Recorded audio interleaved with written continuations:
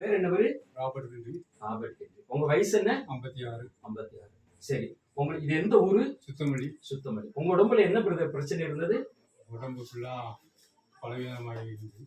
பலவிதமா பலவீனம் நிறைஞ்சு கை கால் சோர்ந்துட்டே இருந்துச்சு. சரி, நடக்க முடியாம உட்கார முடியாம எந்திக்க முடியாம. சரி சரி, எந்திக்க முடியாது, சரியா உட்கார முடியாது, நடக்க முடியாது.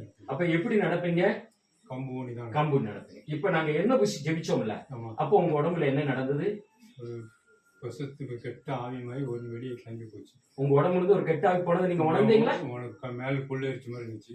சரி, அதோட சரி, அந்த ஆவி உங்களை வெளியே போனதை உணர்ந்தீங்க. சரி, அப்போ நீங்க இப்ப அதுக்கப்புறம் இப்ப உங்களால நடக்க முடியுதா?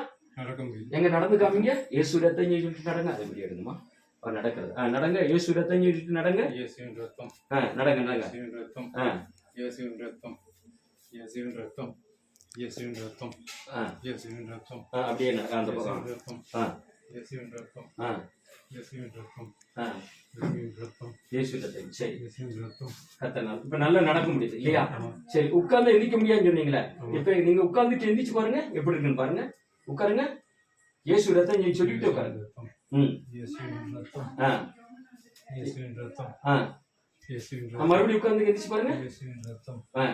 இயேசுவின் ரத்தம். இயேசுவின் ரத்தம். ஆமென். இந்த மாதிரி முதல்ல இதுக்கு முன்னாடி இப்படி கம்பு இல்லாம நடந்திருக்கீங்களா? இல்ல. இதே மாதிரி உட்கார்ந்து எந்திரிச்சிருக்கீங்களா? இல்ல. அப்ப இயேசு உங்களுக்கு சுகம் கொடுத்தா நம்புறீங்களா? ஆமா. இப்படி கை தூக்கி சொல்லுங்களேன். ஏசப்பா, எனக்கு சுகம் கொடுத்ததுக்கு நன்றி. இயேசுவே, நான் உங்களுடைய பிள்ளை, என்னை ஆசீர்வதிங்க. ஸ்தோத்திரம். ஆமென். சிஸ்டர், இவங்க யாருமா? அண்ணன். அண்ணன். சரி, இவங்களுக்கு என்ன இந்த மாதிரி இந்த பிரச்சனை எவ்வளவு நாள் இருக்குன்னாரு? ரொம்ப நாளா இருக்குனாரு.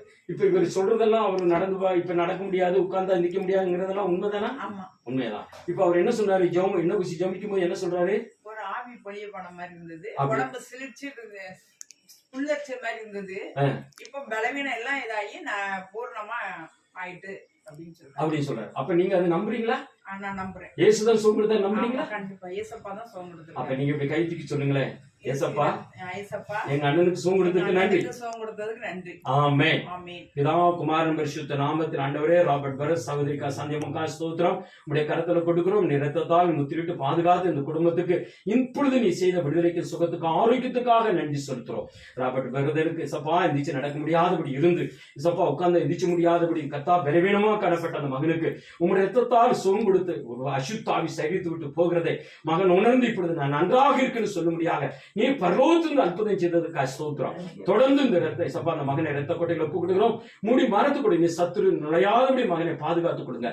கிருபிக்களை ஒப்பு கொடுக்கிறோம். இதா குமார பரிசுத்த நாமத்தில் இந்த மகனை ஆசீர்வித்து நாங்கள் ஜெபிக்கிறோம். இயேசுவின் நாமத்தில் ஆண்டவரை ஜெபத்தை கேட்டு அற்புதம் செய்த தேவாதி தேவனுக்கு நன்றி செலுத்தி துதிக்கிறோம். நல்ல பிதாவே. ஆமென். ஆமென். எலிசபெத்தம்மா, என்ன அங்கிட்டு போயிட்டீங்க? அந்த இடத்துல இல்லைங்க. இவங்க யாரு உங்களுக்கு? அப்படி இல்லைங்க. உங்களுக்கு என்ன வேணும்?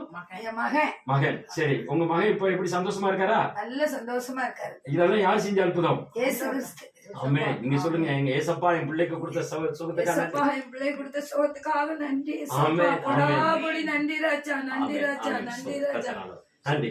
கர்த்தர் உங்களை ஆசீர்வதிப்பாராக. நன்றியா, நன்றி.